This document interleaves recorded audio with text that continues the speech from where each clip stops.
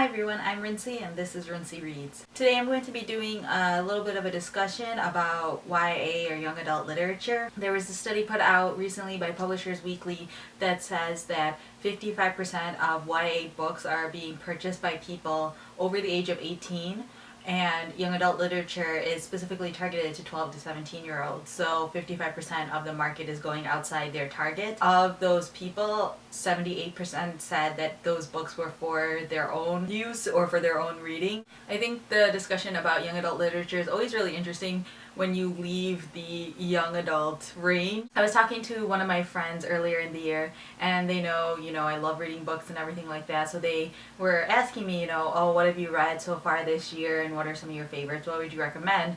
And this was right after I had just finished The Fault in Our Stars, and so I was telling them, I was like, oh, I just finished this really great book.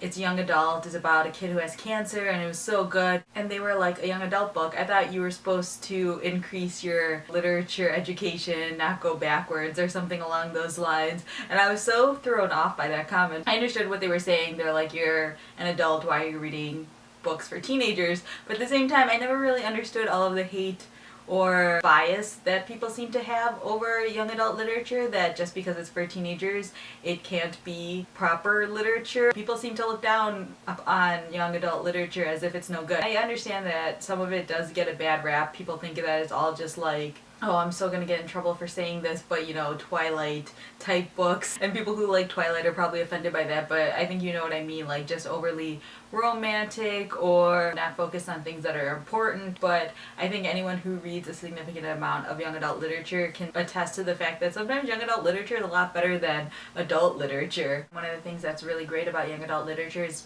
that it isn't really overly pretentious. I think a lot of times adult literature, or at least adult authors, try really hard to create this overly verbose prose, almost just to say that they've written this really beautiful thing, when sometimes all you really need is something that's straightforward and to the point, that actually describes things a lot better than this beautiful poetic language that doesn't really seem to lead anywhere. I think anyone who kind of looks down upon or tries to hold back young adult literature is kind of closing themselves off to a lot of great stories and opportunities and things that are being read. I think in general though, you really shouldn't close yourself off to any genre of book until you give it a chance. Watching this channel, you can see the variety of books that I seem to go through and review. I don't only read young adult, I read adult fiction, I read science fiction, I read history books, I read memoirs, everything that's out there. But I'm also that type of person who just loves the wide spectrum of opportunities that you can get when reading a book. So I like to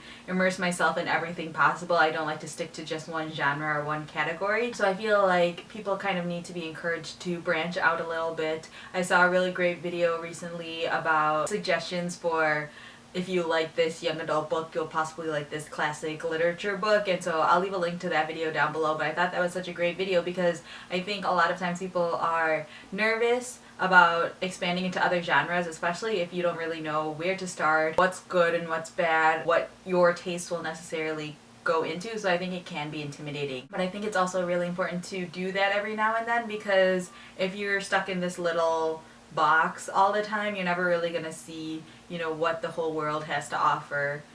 That seems like such a big metaphor for literature, but I feel like it's so true because you see so many points of views and so many different worlds, and you experience so many different things through books, that if you hold yourself off or cut yourself off from certain genres, then you're missing out on something. Obviously, not everyone is going to like every single genre, but I also think you shouldn't judge genres before you try them. For example, I never really read a romance book before last year or 2 years ago. I read one for the very first time just because someone had recommended it and said, it's not too bad, this one might be easier for you to handle, and it was more like a historical fiction romance. So I didn't hate it. It wasn't my favorite book or anything like that, but I read it and it was slightly enjoyable. Will I keep reading books in that genre? Probably not, because I do prefer other things, but at least I gave it a chance, and I know that there is a wide variety out there that I could potentially like. So if you're someone who's never tried young adult literature before, try it. And if you're someone who only reads young adult literature, branch out to another genre. Try to read some nonfiction,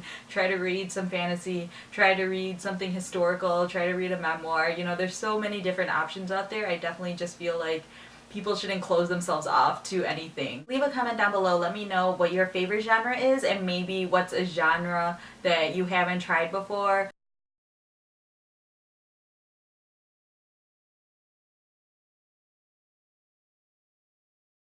Or maybe let me know, if you like young adult literature, but there's one book that you absolutely love that's not in that genre. I'd love to see that sort of juxtaposition too and see, what people are into and things like that. So leave those comments down below or leave a video response if you'd like to. So yeah, that's all I have for now, and thanks for watching.